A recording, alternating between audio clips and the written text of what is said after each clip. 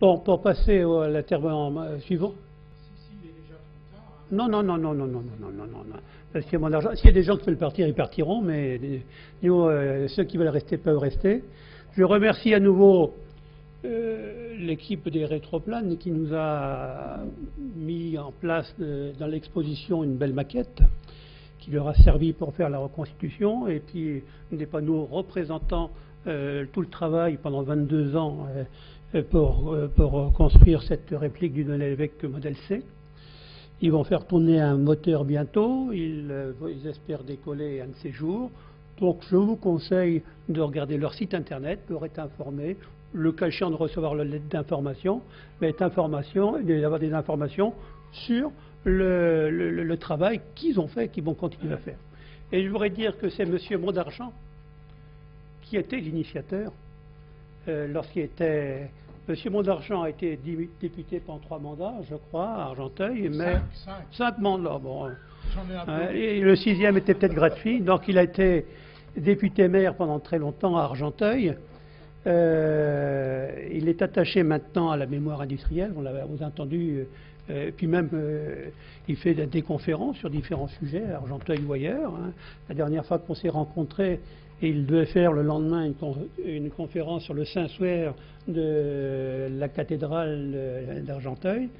Mais c'est dans ce cadre qu'il avait fait une conférence au mois de mai ou fin avril lors de la présentation de la maquette du Donnez-l'Évêque, modèle C, que j'ai pas pu, habitant à Toulon et Aix-en-Provence, j'ai pas pu écouter. Donc le plus simple, c'est de le faire venir ici, comme ça, il va nous restituer ses réflexions sur 100 ans d'aviation à Argenteuil. Oh non, je ne vais pas faire 100 ans d'aviation. Non, mais Parce bon. que tout à l'heure, sur le Rodan, on vous a réclamé 10 heures. Alors moi, c'est combien d'heures qu'il faudra? Alors je rectifie, c'était une conférence sur la Sainte Tunique d'Argenteuil.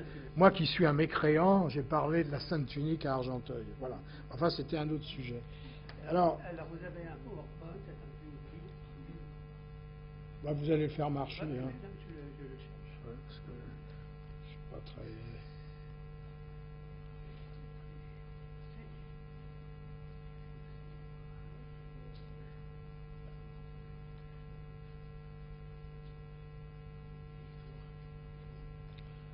Vous avez l'air plus féru que moi. Hein.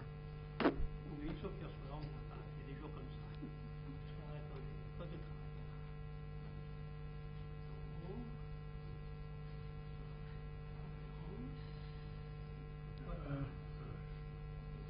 Voilà, avec une très belle photo. Voilà. En fait, mon propos, certains qui sont dans la salle, et je voudrais saluer les Rétroplanes d'Argenteuil, car si j'ai eu cette folle idée en 1990, il faut dire que les véritables artisans de la réalisation du Donnez-l'Évêque, ce sont ces messieurs qui sont en face de moi. Parce que s'ils n'avaient pas été là, je crois, si je peux dire, mon idée serait tombée à l'eau. Mais la première fois où nous sommes réunis, c'était en 1990, et cet appareil va certainement voler en 2013, c'est-à-dire qu'il aura fallu 23 ans pour faire aboutir ce projet. Donc je voudrais les saluer, et puis remercier aussi M. Conan, qui nous donne l'occasion de parler un peu de ce qui s'est passé à Argenteuil. Je dois dire que... Et en effet, de reparler de la mémoire industrielle. D'ailleurs, si nous avons toute une série de conférences à Argenteuil et ailleurs sur ces sujets, c'est justement pour faire revivre cette mémoire, car tout à l'heure, par exemple, on a parlé très longuement et de bonne façon de Henri Fabre. Henri Fabre a été connu, vous savez comment? Parce qu'il est mort à 102 ans et que André Turcat, qui était le pilote d'essai de Concorde, l'a emmené avec lui sur Concorde. Et ça a été des semaines et des semaines où on a parlé d'Henri Fabre. S'il n'y avait pas eu cet épisode absolument exceptionnel, ben je crois que la mémoire d'Henri Fabre serait complètement disparue. Voilà. Alors il faut des événements comme ceux-là, il faut des personnalités comme Turcat, il faut des associations, il faut des villes pour faire revivre tout cela. Et surtout, la dame qui est intervenue tout à l'heure, le monsieur plutôt qui est intervenu tout à l'heure, a eu raison de dire qu'il faut que les jeunes puissent s'intéresser à ça, ne serait-ce aussi pour leur donner le goût de l'exploit et de la technologie moderne. Voilà. Alors, à mon sens, les deux plus grandes inventions du génie humain sont l'imprimerie, synonyme de l'humanisme, et l'aviation, un rêve devenu réalité. Et l'éole de Clément Ader ressemblait à une chauve-souris, mais il y a plus longtemps, Dédale et son fils Icare inaugurent les voyages aériens dans la mythologie. De la Grèce à l'Italie, il n'y a qu'un vol d'oiseau. Léonard de Vinci nous a laissé un projet d'avion et un autre d'hélicoptère au début du XVIe siècle. L'utopie s'est emparée du sujet avec Cyrano de Bergerac au XVIIe siècle, puis au XIXe siècle avec Robida, un autre Argenteuillet d'ailleurs, puisqu'il a habité pendant une dizaine d'années à Argenteuil, mais également avec quelqu'un de plus connu encore, Jules Verne, dont les œuvres ont anticipé sur ce qui est devenu aujourd'hui, il faut bien le dire, une réalité confondante, très démocratique et absolument banale. Alors pourquoi associer l'imprimerie et puis d'autre part les vols humains? Tout simplement parce que les frères Montgolfier, vous en souvenez sans doute, étaient les industriels ardéchois fabricants de papier. Et ils furent les auteurs d'une première ascension avec un ballon gonflé à la vapeur d'eau chaude, produite par la combustion de paille mouillée et de laine. L'enveloppe de cette montgolfière n'était encore qu'une simple membrane, et tenez-vous bien, une membrane de papier. Cela se déroulait, comme chacun le sait, le 4 juin 1783 à Annonay, dans le Vivarais. Cette première avait été précédée au mois d'avril d'un vol nocturne sans nacelle sur une distance de 2 km. Enfin, c'est une vérité d'évidence, une banalité que d'affirmer que l'aviation a permis de développer plus largement l'économie et les sciences, la météo, le tourisme, l'agriculture, les matériaux composites par exemple, mais aussi le fret, et pourquoi pas, j'espère, un jour, la protection de l'environnement, parce qu'on dit beaucoup de mal de l'aviation à ce propos. Mais mon propos cet après-midi, comme je l'ai déjà fait, je m'en excuse auprès des Argenteuillais qui sont présents ici, mon propos c'est de parler, de donner l'évêque, de rendre hommage, comme ça a été fait longuement et de très bonne façon, à François-Victor d'en haut, et puis aussi à Louis Schreck, qui ont été les fabricants des premiers hydroaéroplanes à coque en bois. Alors je voulais vous faire visiter virtuellement quelques instants les usines de René Leduc, voilà, mais je ne le ferai pas parce que l'heure est déjà très importante. Or, René Leduc aurait besoin aussi d'être d'une certaine manière, entre guillemets, réhabilité, parce que son statoréacteur, la turbine thermopropulsive, était une invention qu'il a réinventée. Ce n'est pas lui l'inventeur, c'était un nommé René Laurin qui, en 1908, a inventé cette théorie. Mais aujourd'hui encore, eh bien, on parle dans les milieux spécialisés de l'invention de René Leduc, bien que sa mémoire ait complètement disparu, sauf le fait que sa femme, en 1958, a écrit un livre qui s'intitulait « Un homme seul ». C'est bien d'ailleurs le problème. La construction du Donnay-l'Évêque modèle C, qui est achevée maintenant, est une étape très importante dans le rapport que je faisais à l'instant entre aujourd'hui et hier, entre le passé et le présent. Et à ce qu'on m'a dit, le moteur va bientôt chez Jean Salis commencer à tourner pour ses essais finaux avant l'envol du Donnay-l'Évêque sur le même terrain d'aviation, on peut l'appeler comme ça, dans l'Essonne. Alors, on ne saurait d'ailleurs trop rendre hommage aux artisans de ce projet comme je l'ai fait, à la tête duquel il y avait un ingénieur de bureau d'études, Hubert Bourduche, voilà, premier président des rétroplanes d'Argenteuil, qui après plusieurs années de travaux, voilà, en coopération avec nous, eh bien, a créé les rétroplanes d'Argenteuil.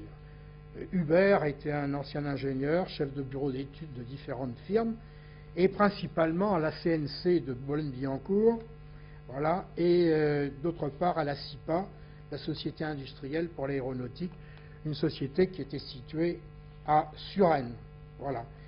Et c'était une très grande entreprise, enfin disons une grosse PME, puisqu'il il y avait environ 500 ouvriers de l'aviation. Alors des relevés de mesure ont été faits, effectués au Bourget sur le Donnez-l'Évêque de 50 chevaux, qui, à mon avis, d'après ce que j'ai appris, n'avait jamais volé. À Tamis-sur-Escaut, où il y a un Donnez-l'Évêque de 80 chevaux, vous me direz si c'est vrai ou si je me trompe, voilà, et aussi à Linköping en Suède. Et donc c'est grâce à ces relevés de mesure que nos passionnés ont décidé de reconstruire et de reconstituer la géométrie de l'hydravion en question. Alors il faut dire qu'il n'y avait pas de plan, en tous les cas nous n'en avons pas trouvé. Et la première démarche que nous avons faite, c'était de louer un petit appareil élévateur pour aller prendre, tenez-vous bien, 500 photos au Bourget. Et c'est avec les photos que les liasses de plans ont commencé à être faites, n'est-ce pas, M. Aptel? Voilà.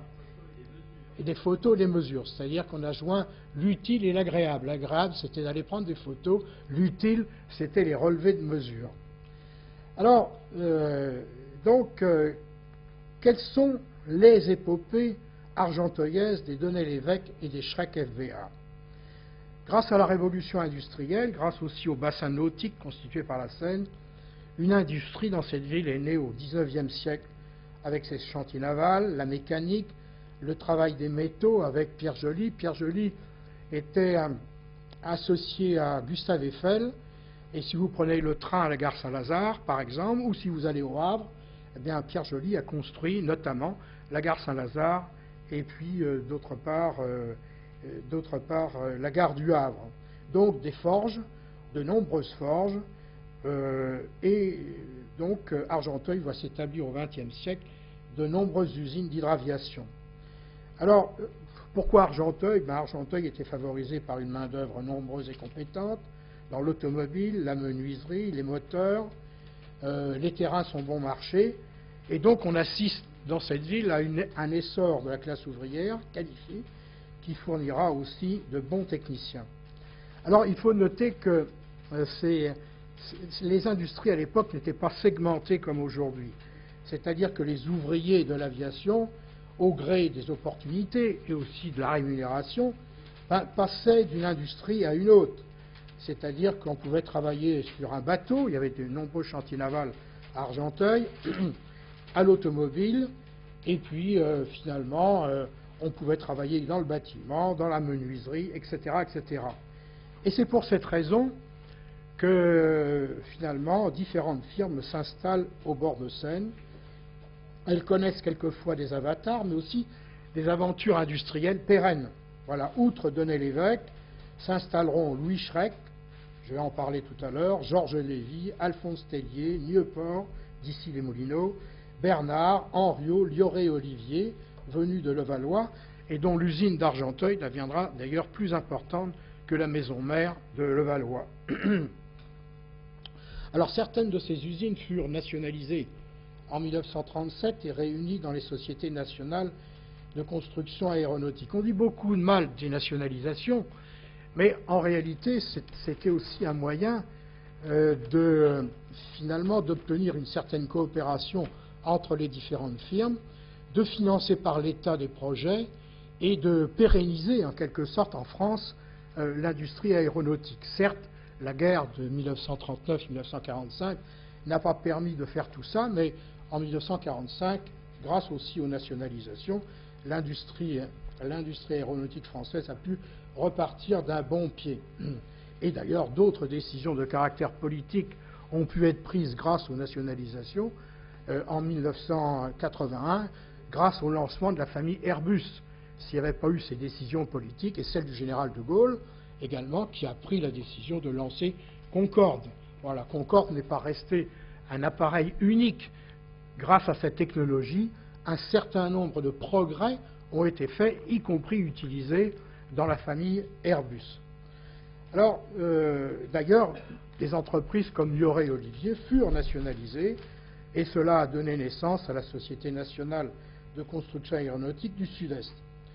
Alors, comme ça a été dit tout à l'heure par mes prédécesseurs, dès le début de l'aviation, il y eut de très nombreuses journées de l'aviation.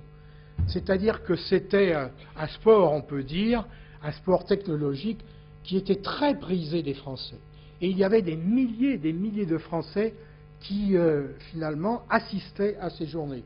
Et dans mes lectures, j'ai pu remarquer qu'à la fin octobre 1912, il y avait une très belle journée où des Argenteuillais et des habitants de la région étaient venus assister à cette aventure. Alors, l'aventure de l'hydraviation à Argenteuil dura à peu près, disons, une vingtaine d'années, de 1912 à 1935. Et quelques machines, malgré tout, ont été faites après cette date. Cela correspond, 1935, à peu près à la disparition de l'entreprise de Schreck. Voilà. Son fondateur était maire de La Frette-sur-Seine, de 1919 à 1941. C'était un républicain sans faille, adversaire de Vichy, et il mourra en novembre 1941, on peut dire presque dans la misère, d'une pneumonie à l'hôpital d'Argenteuil. Pendant que les Allemands, d'ailleurs, occupèrent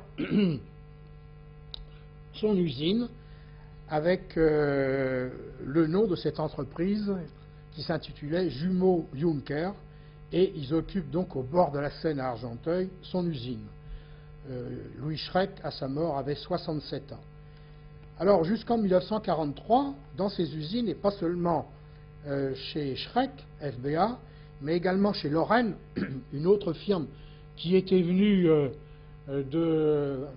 après la guerre de 1870, on ne fabriquait pas des avions à l'époque, mais l'usine Lorraine Dietrich fabriquait des rails de chemin de fer, également des locomotives, sont venus à Argenteuil et en même temps qu'occupaient les usines Schreck FBA, les Allemands occupèrent également la Lorraine à Argenteuil, fabricant de moteurs, on y reviendra tout à l'heure, et ils entretiendront les moteurs du bombardier Juncker dans les locaux de FBA et de la Lorraine, où était produit également pendant la guerre le moteur BMW 132. Alors affecté par des problèmes personnels, comme je vous l'ai dit à l'instant, et des soucis financiers, Louis Schreck n'eut pas une fin très heureuse. Donc l'hydraviation, je n'y insiste pas, sera une spécialité de Donnay-Lévesque et Schreck, et ces hydravions, comme ça a déjà été dit, seront en concurrence avec les hydravions à flotteurs. Les hydravions à flotteurs étaient considérés par la marine comme plus stables. C'est donc Henri Fabre qui, le 28 mars 1910, fera voler le premier hydro-aéroplane sur l'étang de Berre avec 3 flotteurs à l'avant et à l'arrière. Il utilise le moteur 50 chevaux Gnome qui permet d'emporter 425 kg. C'était un avion de Gabriel Voisin. Il parcourt 800 mètres à 5 mètres d'altitude et ce sont les hydravions à coque, malgré tout, qui, quelques années après, sortiront vainqueurs de cette émulation industrielle et technique. Et d'ailleurs, ces hydravions à coque, il faut le souligner en passant, c'est eux qui ont inauguré la possibilité de recevoir des passagers. Pour situer les choses, eh bien, il y a d'autres firmes comme Georges Lévy, qui est établi jusqu'en 1938 à Argenteuil. Il construit même des hydravions Donnay-Lévesque sous licence. Tellier sera actif jusqu'en 1918. Il fabriqua quelques 300 appareils. Le proto était un Gabriel Voisin à coque, propulsé par un Hispano-Suiza de 200 chevaux. Il était armé de 2 canons, puisque nous étions à la veille de la guerre. Nieuport et Dubonnet remplacèrent Tellier. Je cite toutes ces firmes pour montrer qu'il y avait une concentration très importante de firmes aéronautiques à Argenteuil à l'époque, et principalement, évidemment, des hydravions. Donnay-Lévesque ouvre ses ateliers quai de Seine, à la limite de Beson et d'Argenteuil, et cette aventure aéronautique de Donnay-Lévesque, d'ailleurs, continuera, puisque c'est pratiquement dans les mêmes locaux, c'est dans les mêmes locaux que FBA remplaça Donnay-Lévesque, et que d'autre part, René Leduc, dont j'ai dit quelques mots tout à l'heure, c'est lui qui reprendra en 1947 précisément eh bien, la suite et pour la construction de ces avions fusées. Voilà, quant aux moteurs Gnome, qui serviront Donnay-l'Évêque, ils étaient fabriqués, comme chacun sait, à Gennevilliers. Chez Laurent et Louis Séguin, Gennevilliers sera avec Lyon, ex-le-Rhône, puisqu'on parle souvent de Gnome et Rhône, mais en réalité c'était deux firmes différentes. Il y aura 3 sites. Il y aura le site de Lyon, le site de Gennevilliers, mais également le boulevard Kellermann. Voilà. Et donc on fabriquera des Gnome et Rhône à partir de 1915. Gnome avait été créé bien avant, les ateliers en 1895, et les premiers Gnomes sont sortis de ces ateliers en 1905. Ce sont donc des moteurs rotatifs en étoile. Alors, je ne reviendrai pas trop longuement sur François-Victor Danhaut, parce que moi aussi, j'ai bien envie de lui rendre hommage, mais c'est lui qui fera donc voler le premier hydravion. Il y a une très belle lettre, d'ailleurs, de Beaumont, je ne vais pas vous la lire. Il y a une très belle lettre écrite en 1936, c'est une lettre d'un lyrisme très élaboré, qui a été faite par Beaumont pour rendre hommage. Alors si la famille qui est présente cet après-midi n'a pas cette lettre, je me ferai un plaisir de lui envoyer cette lettre de Beaumont. Elle a été écrite tardivement, en 1936, mais je lui enverrai cette lettre, car je crois qu'elle mérite d'être connue, y compris dans le milieu familial. Déjà en 1905, Gabriel Voisin, sur la demande de Blériot, tenta de faire décoller sur le lac d'Enghien une machine volante. Il s'agissait d'un planeur sans moteur tiré par un canot automobile. Voilà. Alors, d'en haut décolle le 10 mars 1912 du sol à Port Aviation avec sa machine. Il est muni d'un moteur Gnome de 50 chevaux, prêté par Jérôme Donnay. Tout ça a été parfaitement dit tout à l'heure. Il tente un amérissage, il capote sur l'eau, il recommencera le 13 avril, il réussit cette fois. Et en effet, je pense que peut-être la plus importante des inventions pour l'hydravion, ce fut, comme ça a été excellemment dit, le redent. Parce qu'autrement, on ne déjaugeait pas, pour employer le terme qui convient. Voilà. Alors,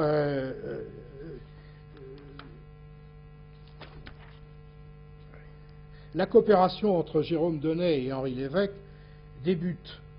Ce dernier mettra à la disposition de Donnay ses moyens de production situés à Besançon. Car si Donnay et Lévesque sont arrivés à Besançon et à Argenteuil, c'est que préalablement, Donnay était installé déjà à Besançon. Il construisait des hydroglisseurs et des moteurs pour automobiles. Voilà. À ses débuts, l'aviation associait, comme cela a été bien compris, un ingénieur et un mécène.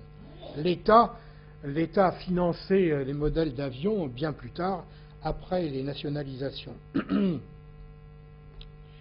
Alors, de plus, les chassés-croisés étaient nombreux entre les pilotes, les ingénieurs, voilà.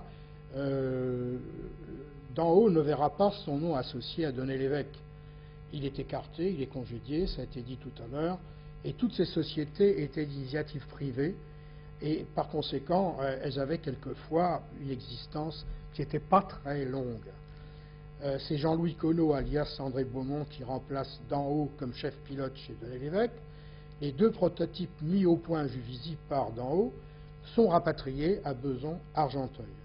Nous serons au bord d'un procès, car les uns et les autres se disputent la paternité de l'hydravien, dont l'avant ressemblait à un requin, voilà, et 2 moteurs étaient utilisés, 50 chevaux et 80 chevaux. Le premier s'appelait Oméga, le deuxième Lambda. Et les anciens de l'aviation le répètent encore à l'envi, ceux qui s'en souviennent, et ils sont peu nombreux aujourd'hui, ils appelaient ces moteurs les rototos. Voilà.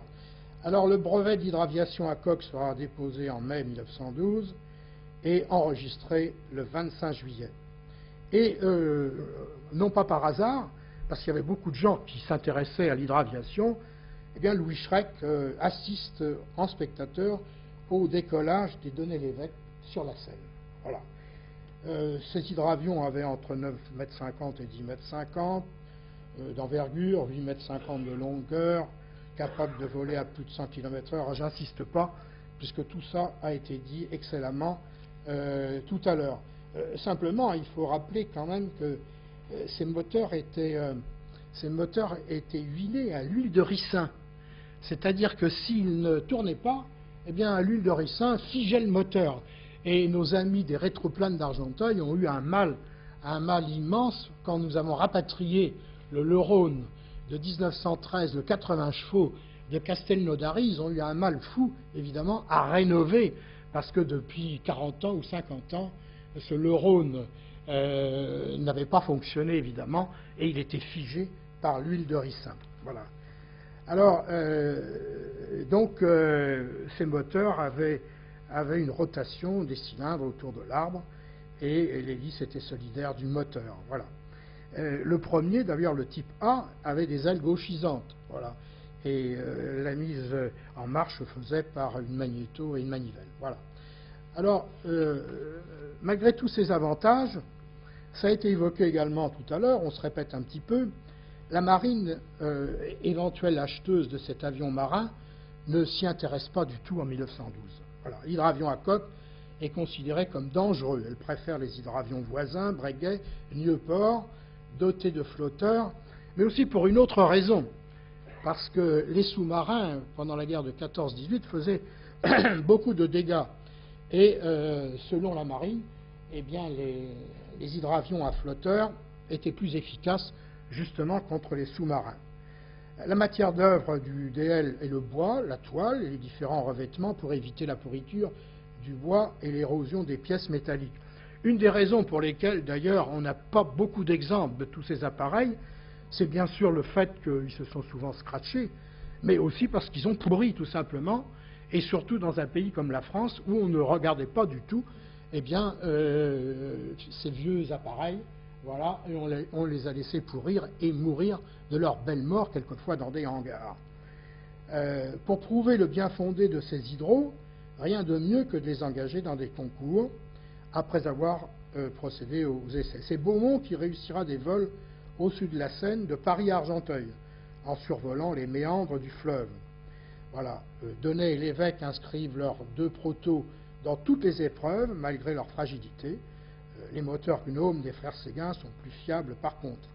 Après un ratage en août 1912, Beaumont, qui pilote aussi des hydravions concurrents, remporte à bord du DL, ça a été dit, le 3e prototype, la Coupe du Roi des Belges. Et d'ailleurs, le Denay-l'Évêque qui a été reconstruit par nos amis des rétroplanes est parti il y a quelques semaines à Tamise-sur-Escaut, là même où le roi des Belges a pu voler dans cet appareil. Hein. Je crois que le roi et la reine des Belges n'ont pas volé ensemble. Hein. Je crois que c'est comme ça. C'est-à-dire que le roi des Belges est parti à Londres avec le Denay-l'Évêque et il a fait voler sa femme sur un 2e voyage. Peut-être avait-il peur, finalement, que l'avion n'arrive pas à destination. Et avec 2 places. Oui, avec 2 places. Mais qu'un pilote, c'est vrai. Mais je crois qu'il y avait aussi des problèmes de sécurité. Ils avaient une confiance limitée quand même dans l'appareil. Voilà. Alors. Il ne fallait pas mettre la monarchie en péril. Ben non, surtout qu'elle l'est souvent en ce moment. En Belgique, la monarchie, elle l'est souvent en péril. Voilà. Donc, cet appareil était donc équipé d'un 80 chevaux. Mais malgré ça, les DL ne se vendent pas. L'école d'aviation d'Argenteuil n'est pas fréquentée.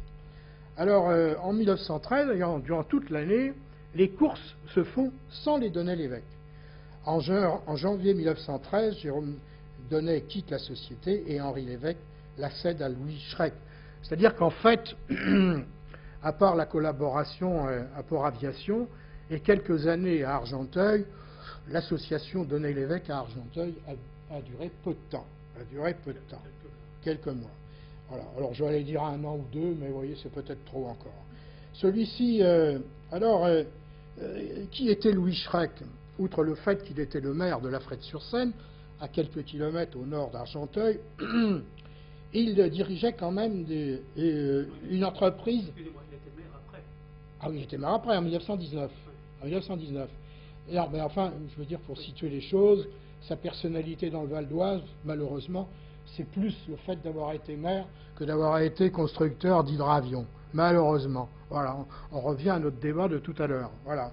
Et par conséquent, alors que Louis Schreck avait une connaissance très importante, il était employé dans des ateliers qui s'appelaient les ateliers d'Artois, entreprise de construction de monoplans à Saint-Omer. et il travaillait pour Tellier. Voilà.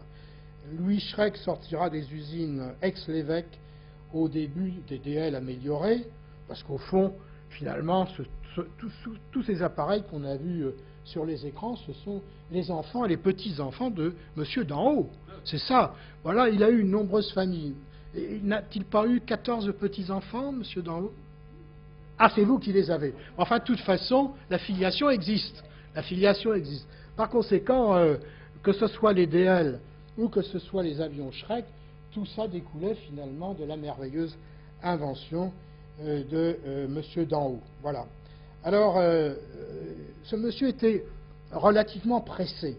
Voilà, il avait le sens du marketing, il désirait vendre ses appareils aux Anglais, ce qui fut fait, et Louis Schreck donc exposa son premier hydravion type A à la 5e exposition aéronautique de Paris en décembre 1913. Voilà. Qui était, je ne reviendrai pas sur la très belle vie de François en haut, ça a été dit d'une manière absolument magnifique et extrêmement compétente. Voilà. Alors, ce que je voudrais dire malgré tout, c'est que les courses s'enchaînent à cette époque. Comme je vous l'ai dit, la meilleure façon de proposer la connaissance de ces hydravions magnifiques, amphibies, eh bien, c'était de les faire voler de les faire voir à Paris. L'exposition de Paris, tous les ans au Grand Palais depuis 1909, était une exposition très très suivie par les Parisiens et les Français en général. C'est donc très très malheureux. C'est même, moi je porte un chagrin immense au fait qu'on ne s'intéresse pas beaucoup à tout cela, c'est-à-dire à ces merveilleux appareils qui, à partir de 1909, étaient exposés au Grand Palais. Alors, le démarrage industriel s'affirme chez FBA quand Beaumont fait une démonstration parfaite devant la Royal Navy à Brighton. Celle-ci commande 40 hydravions à coque à Louis Schreck. C'est seulement en décembre 1914, que la Marine nationale daigne acheter 24 FBA. Comme beaucoup de ses contemporains, futurs industriels et ingénieurs, Louis Schreck déplace de l'automobile vers l'aviation son centre d'intérêt. Car avant la mise au point des hydravions DL avec Beaumont, Louis-Hippolyte Victor Schreck, voilà, sera représentant de commerce pour Renault en Europe, mais aussi en Amérique latine. Et c'est grâce à cette activité commerciale qu'il a développée pendant plusieurs années qu'il pourra lancer son usine d'hydraviation avec l'argent gagné. Comme nous l'avons vu, donc, les premiers FBA sont des enfants d'en haut et des enfants d'Onet-l'Évêque. Les moteurs sont des Oméga de 50 chevaux ou des Lambda de 80 chevaux. Et le premier sera exposé au premier salon aéronautique de Paris, au Grand Palais, en 1909. Je parle des moteurs. Il comportait 7 cylindres. Il était présenté avec son hélice sur un bâti à roulettes au stand des frères Séguin de Gennevilliers.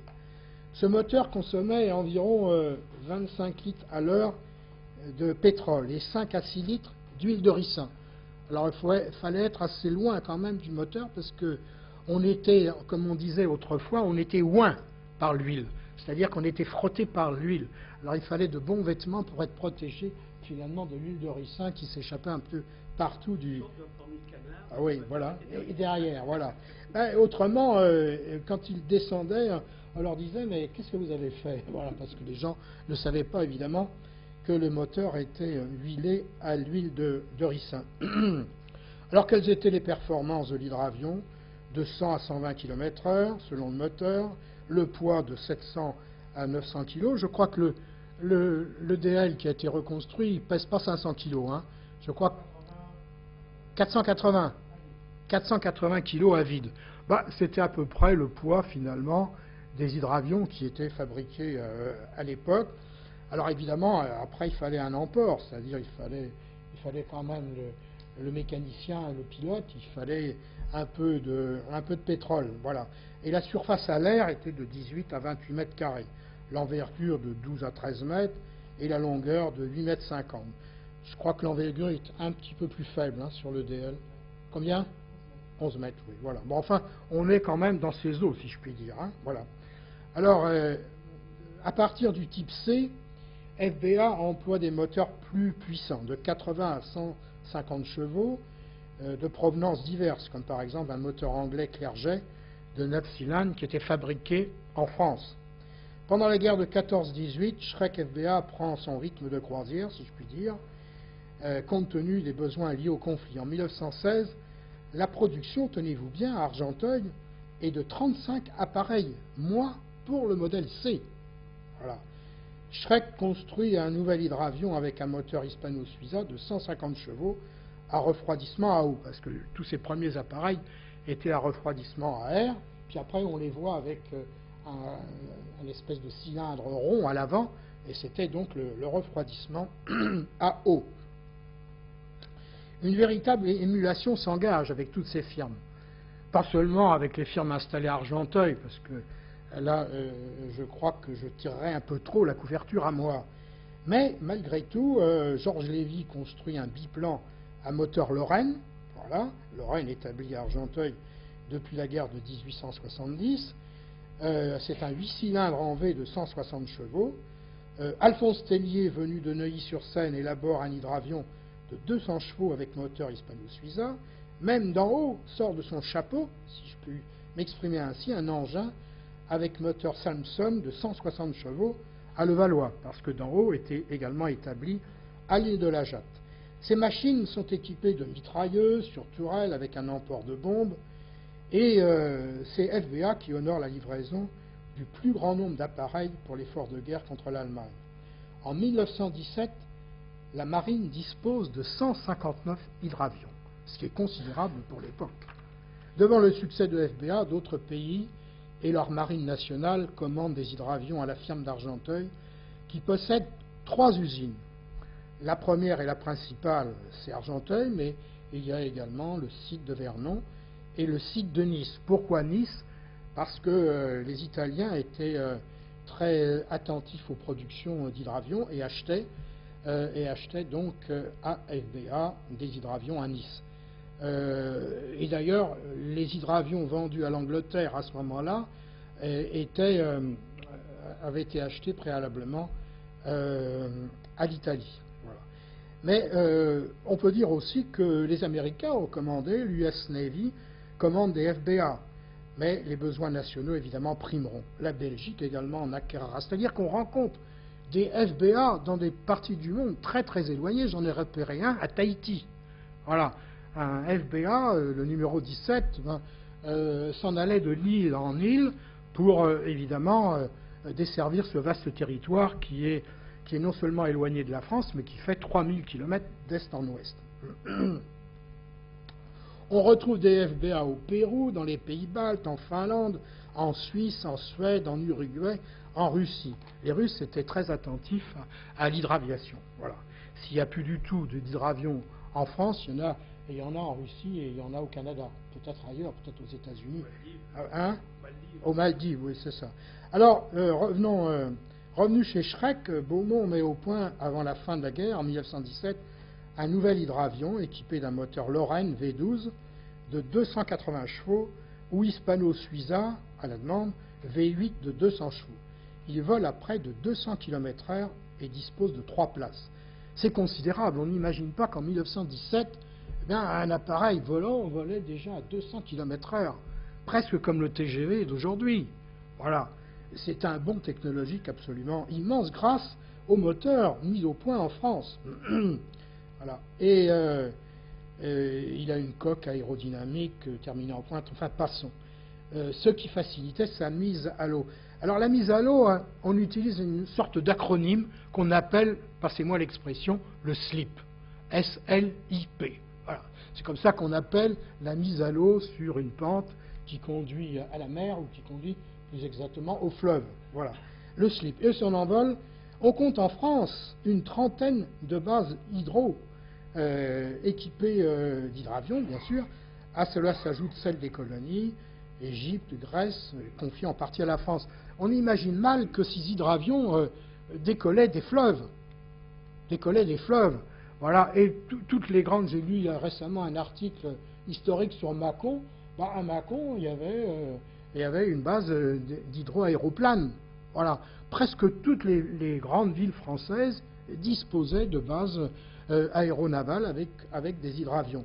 Alors aujourd'hui, on est bien sûr loin de cela, puisqu'il n'en existe plus qu'une seule, à Biscarrosse. Et d'autre part, cela a fait fonctionner beaucoup de neurones. Je vous ai parlé tout à l'heure de la guerre contre les sous-marins. Eh bien, c'est un physicien français, Paul Langevin, qui, avec d'autres ingénieurs, ont mis au point un appareil à ultrasons, le sonar. Les sonars ont été installés pour la première fois pendant la guerre de 14-18 sur des hydravions. Bref, FBA, avec ses 300 ouvriers, a été le principal fournisseur de l'aéronavale française. Il faut ajouter Tellier, Lévy, constructeur argenteuillet. D'autres avionneurs avec des hydravions à flotteurs fourniront la marine, Henriot, Voisin, Blériot, Nieuport, Breguet. Et comme je vous l'ai dit tout à l'heure, d'en haut produira aussi des hydravions dans ses ateliers de l'île de la Jatte. Pardon ? Oh bon. Cette association donnée d'en haut fonctionnera jusqu'en 1919, après avoir dessiné d'autres hydravions. Comme cela a déjà été dit, d'en haut disparaît le 12 avril 1952, à 77 ans. Il traça quelques projets, voilà, avec plus ou moins de succès. Et cette énumération, très rapidement énoncée, montre bien qu'Argenteuil est le berceau principal de l'hydraviation en France. Et je ne mésestime pas du tout l'arc de Seine, constitué par l'actuelle Val d'Oise et les Hauts-de-Seine. Mais ceci dit, Argenteuil était le... Pensez-vous qu'à Argenteuil, on a fabriqué plus de 3000 hydravions avec toutes ces firmes. Et je peux dire, sans phare, que Argenteuil était le Toulouse de l'hydraviation. Voilà. Alors j'exagère un petit peu, vous me direz, mais quand on aime, on ne compte pas. Voyez-vous ? Voilà. Voilà donc, on parle beaucoup d'Airbus aujourd'hui, mais la France a été à cette époque un grand pays exportateur, sinon le premier. Pour autant, beaucoup de ces sociétés, y compris FBA, sortiront du conflit dans un triste état. FBA, en 1919, n'a plus de commandes, malgré les célèbres souscriptions nationales, les caisses de l'État sont vides. Vous voyez, ce n'est pas la première fois que les caisses de l'État sont vides. Voilà. Les deux célèbres motoristes, Louis Séguin et son associé Louis Verdet, de la société Le Rhône, meurent en 1918. Gnome Rhône continuera et se développera à partir de 1915. Et c'est seulement le 29 mai 1945 que naîtra la SNECMA, c'est-à-dire la nationalisation de Gnome Rhône. Alors pour survivre, Louis Schreck prend de la sous-traitance, aidé par de jeunes ingénieurs. Il conçoit de nouveaux appareils qui sont des ratages. Nous sommes entre 1919 et 1923. Ça ne durera pas. 4 modèles seront construits, car l'on pouvait croire que l'hydraviation commerciale civile se développerait après les succès industriels de la guerre. Malgré tout, la persévérance paye, et un nouvel hydravion naîtra des usines d'Argenteuil, pesant à peu près 1 tonne, voilà, mu par un moteur de 180 chevaux. Cet appareil, le numéro 17, est vendu non seulement à la Marine nationale, mais aussi à des compagnies privées qui relieront plusieurs villes de France dotées d'un plan d'eau fluvial ou maritime. Quant à la Marine, elle embarque un FBA sur un croiseur en vue d'un catapultage. C'est de cette époque, finalement, qu'est née l'idée des bateaux porte-avions. Voilà. Et j'ai des photos dans ma collection où on voit justement à Tahiti des croiseurs qui sont en train de catapulter des hydravions, et principalement le 17. Voilà. Alors, mais malgré tout, faute de commandes nationales insuffisantes, Schreck vend surtout ses machines, ses hydravions à l'étranger, et quelques-unes pour l'outre-mer française. C'est pour ça que je vous ai dit, on en retrouve très très loin de leur base de construction.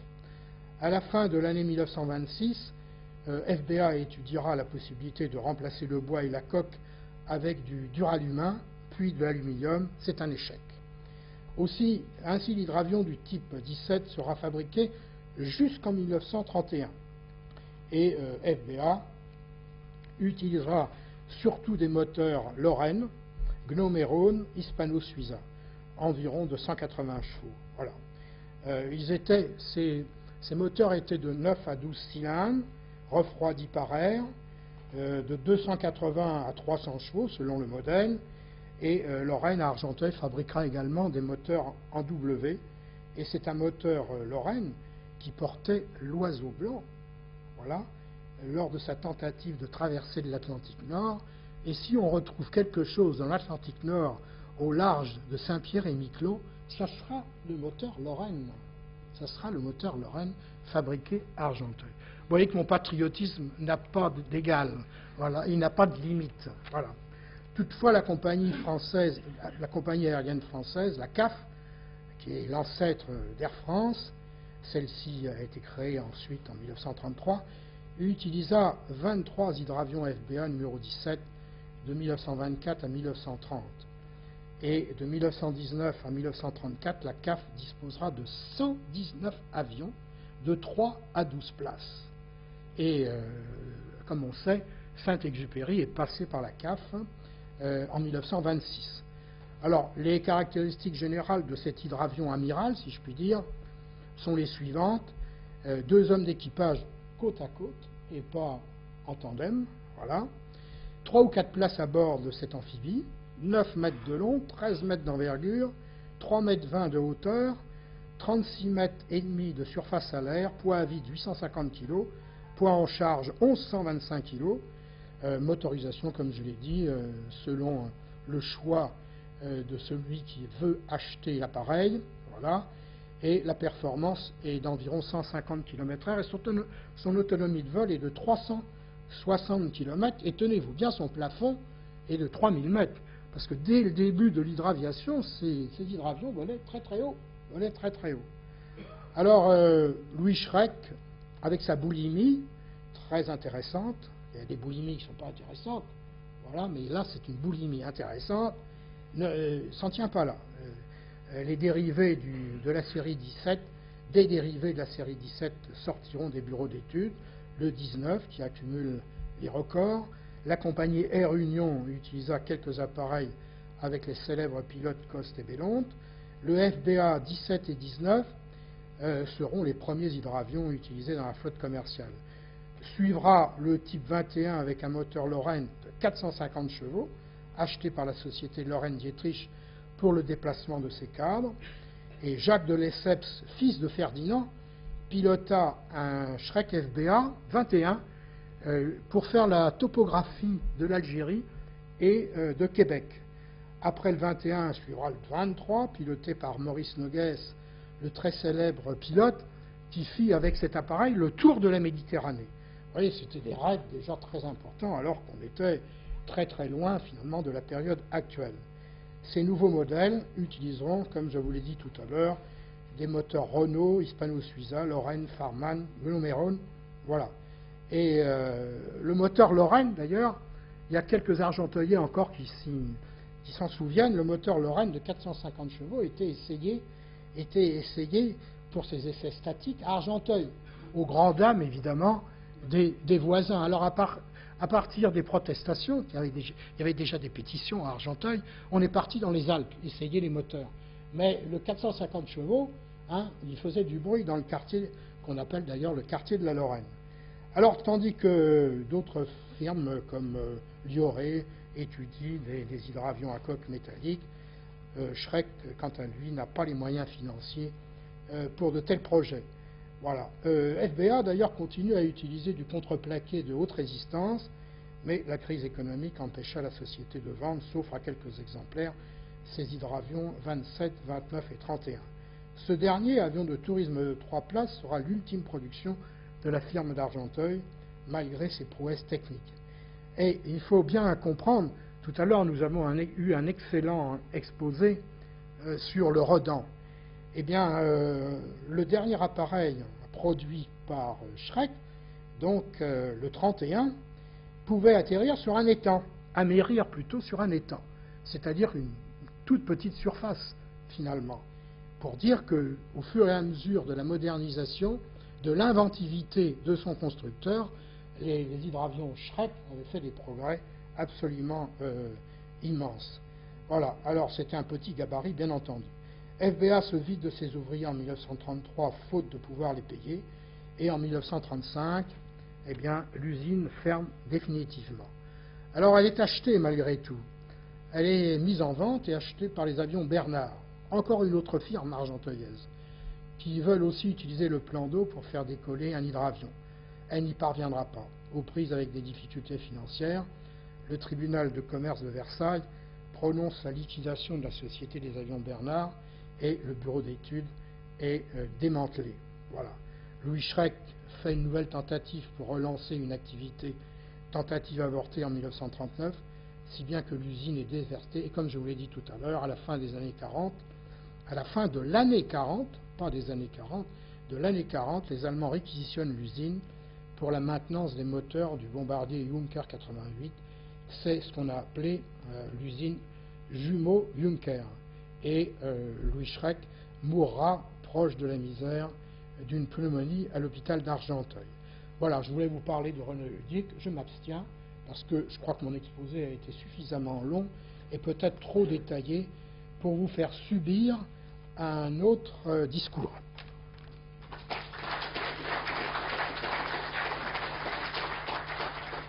Avant que j'avance des questions, comme vous êtes un érudit, monsieur Mondargent, Oh non, je suis, monsieur.